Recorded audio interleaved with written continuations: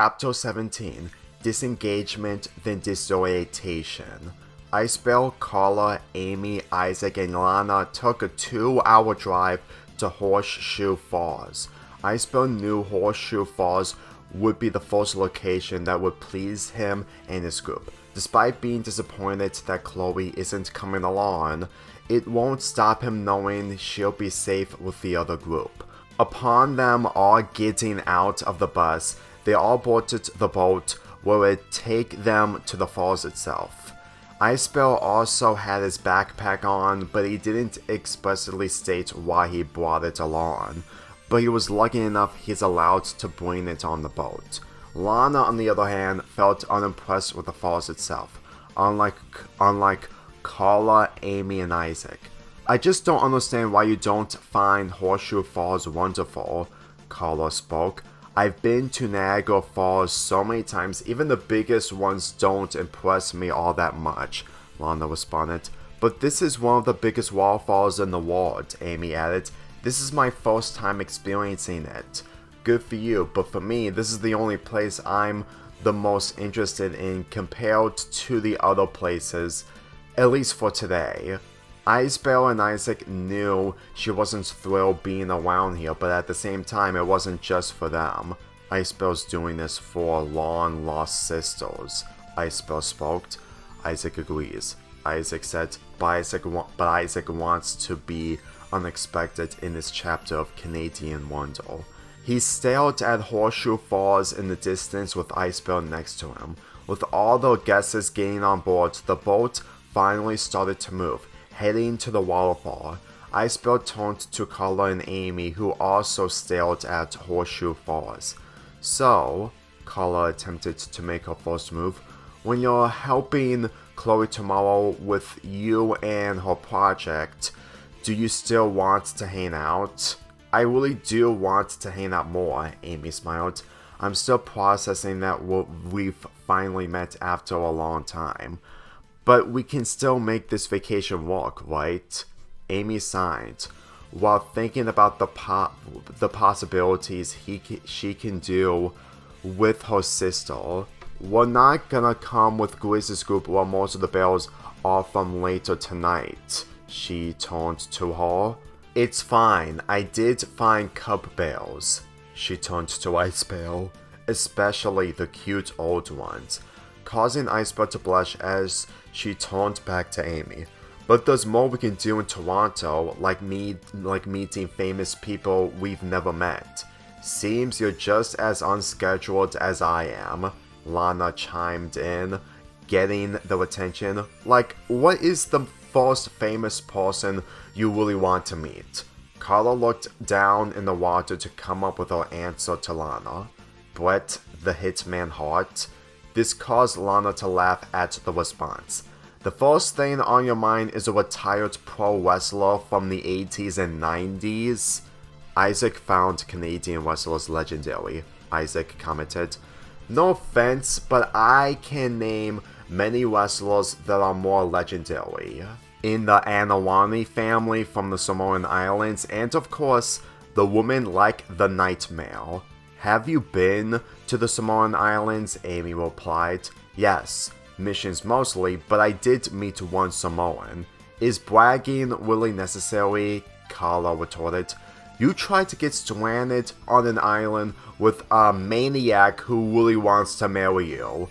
Icebell still remembers throwing a starfish shell at him, Icebell added.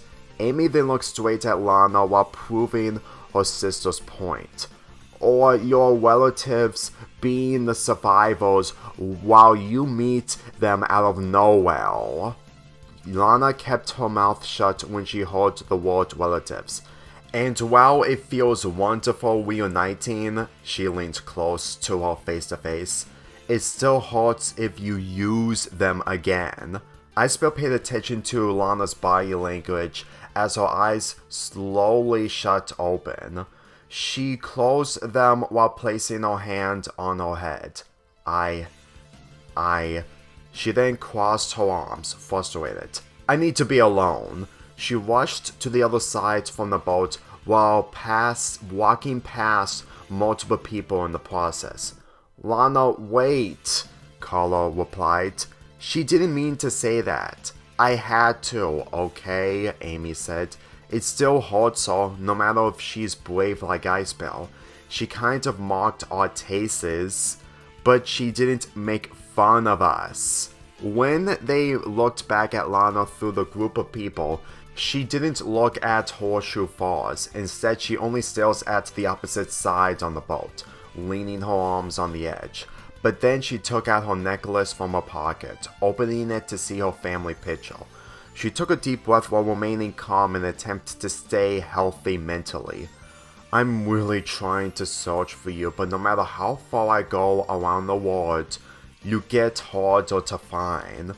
With the boat just over halfway to the falls, Lana noticed some zip lines from the distance. She would love to ride one like the times she went out at night, but during daytime, no shadow protects her mental state. Icebell was about to walk up to her, hoping he can comfort her, but then everyone on the boat started cheering. With his attention towards the zip lines, he and his group watched 3 people zipping down, but upon looking closely, he couldn't believe it. Icebell sees an upcoming emergency. Icebell took out Woomba from his backpack. While attempting to program it, someone gasped after looking through his binoculars. She doesn't have a harness on, he screamed. With everyone gasping, Icebell doubled time as Woomba started functioning. He picked it up, headed straight to the other side and threw Woomba as fast as he could. Woomba headed straight underneath the zip lines as the person without the harness let go. She fell off, but luckily she manages to land on Woomba itself, unharmed and not slipping off. She's landed on it, a little girl cheered. As soon as Woomba takes her to the boat, Icebell witnesses Estella in her blue and light blue outfit with her hair dyed in blue. Lana bare witness to the sensational pop star herself as Woomba lifted her up to the edge of the boat. She backed away, allowing Woomba to land on the boat, allowing Estella to step foot on the boat as everyone around her cheered for her. How's that for an entrance? She smiled as she walked to the center. Woomba then went back to Icebell while Amy couldn't believe she's witnessing a pop star feet away from her. I used to actually work for her, Carla smiled, leaning next to her sister. You have? Amy reached. For a while until last Christmas. Well, I've met the Bears since forever. I really wish I was at the parade. Yeah, you should've. Isaac felt nervous the moment Estella dropped off while landing near the water. He wouldn't be able to be prepared since he doesn't make machines unlike Icebell. His attention turned to Woomba, especially the time he witnessed it 2 nights ago. Isaac wouldn't take that much of a risk jumping on a waterproof vacuum cleaner, he commented while holding in on his breath, letting it out in the process, but Isaac knows to be prepared for the unexpected. Estella walked up to Icebell with a smile on her face. Knew out of all the people on this boat, you came prepared, she smiled. How's Canada so far? Icebell lowered his head with his eyes closed. Good, I see. Icebell leaned his head back up while opening his eyes. Why did you decide to come here, Estella? Carla smiled. I have a lot on my schedule and I got late by reaching the boat, but that didn't mean I skipped the smaller route. She then placed her hand on Icebell's chin. You're a smart and a fast thinker to succeed in my plan. Icebell blushed while making a quiet giggle. You wanna experience Horseshoe Falls? Carla guessed. Yes, who doesn't? Sightseeing never gets out of my mind. Icebell knew Woomba would help behind scheduled passengers. Icebell commented as Estella took her hand off of him. What are you gonna do tonight? Amy asked.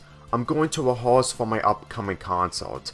It's gonna take days, but it'll make the performance spectacular for my fans. You literally make everything spectacular. It's impossible to not do it. When we go through the Horseshoe Falls, I'm gonna sing one of my songs with you all. There's no music, but fans still love my voice. No one would ever disagree with you.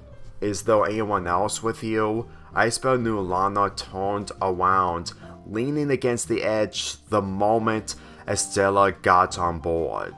He pointed at her, causing the pop star to turn around.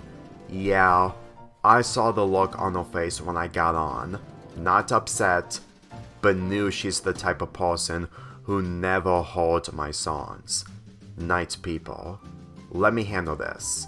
Before she headed to Lana, she ordered everyone to give her space just for this moment. With everyone looking away, she walked next to Lana, leaning against the edge, but it didn't catch her attention. Have you listened to my music? She spoke.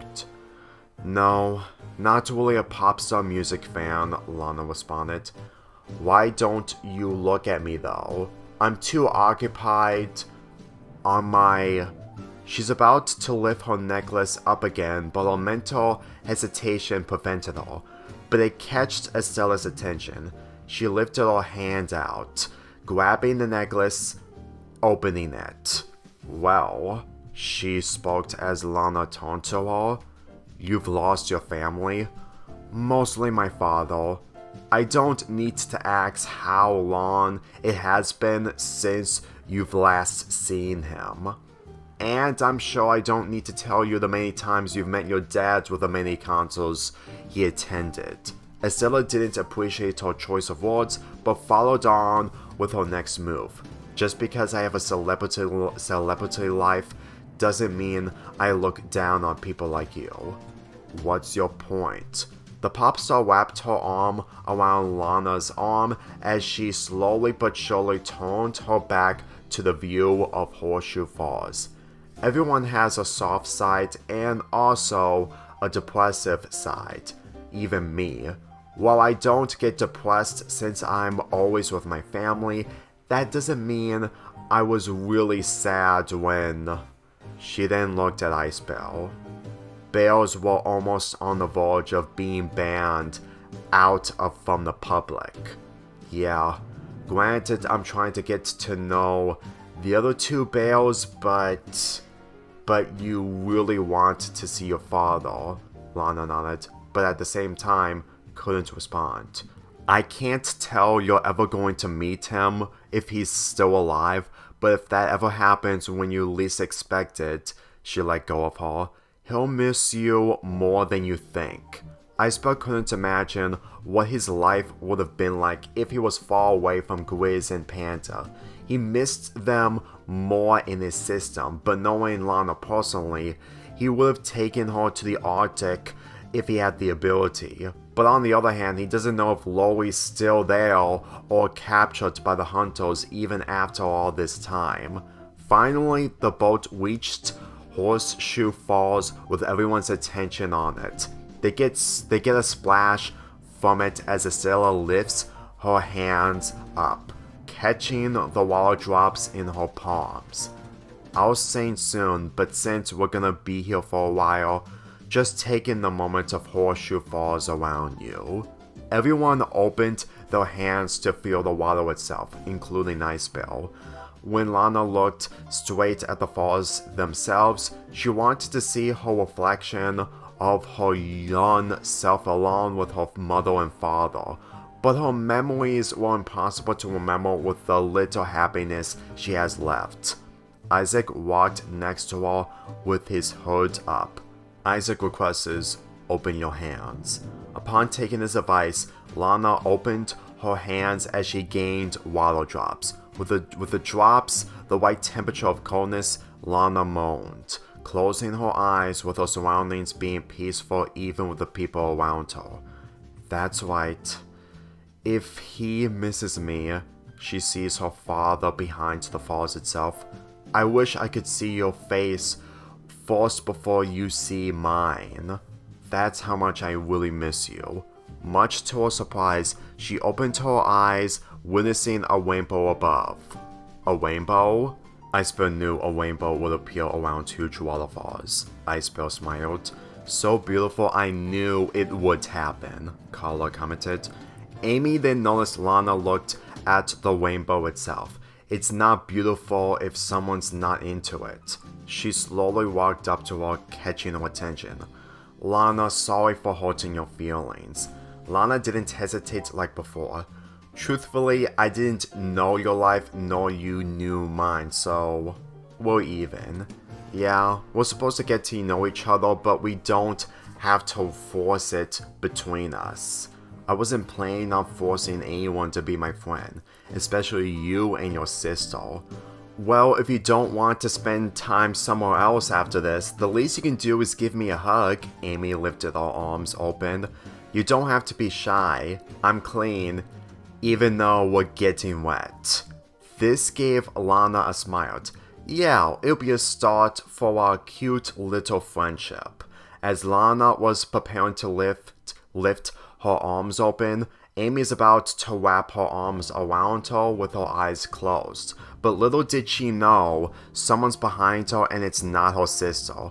Lana winked at her as she turned Amy's body towards her, gently pushing her as she wrapped her arms around her. Upon opening her eyes, she wasn't feeling Lana. It was the pop star herself, Estella. I'm hugging you, she reacted. Think of it as a late Christmas gift, Estella smiled. And my inner child is still in me to hug fans like you. Oh my. Carla covered her sister's mouth. Just relax, she knows you're not embarrassing yourself, she spoke. She actually really wanted to meet my sister. It's true, Estella said. Take it all in before I sing for everyone. Okay, thanks. Amy slowly wrapped her arms around Estella tightly as she closed her eyes, smiling. Lana walked next to Icebell and the others, witnessing the moment she created. For the record, I'm not a hugger. Fair enough. At least you gave friendship a chance, Carla commented. Isaac still thinks kids would still get jealous, Isaac added. Friendship still counts, Lana replied. She then turned to Icebell as he's mostly proud of her. She knows he hopes she tries to make more impressions with his other friends. Maybe sometime during this vacation, do you want me to hang out with Chloe? Icebell prefers it if we do it tonight, Icebell commented. Isaac would like to join, Isaac added. We'll just see how I feel then, Lana replied as the water splashed onto her along with everyone else. At least it's not gonna rain tonight. As Carla moved her hair out of the way after getting splashed, she laughed.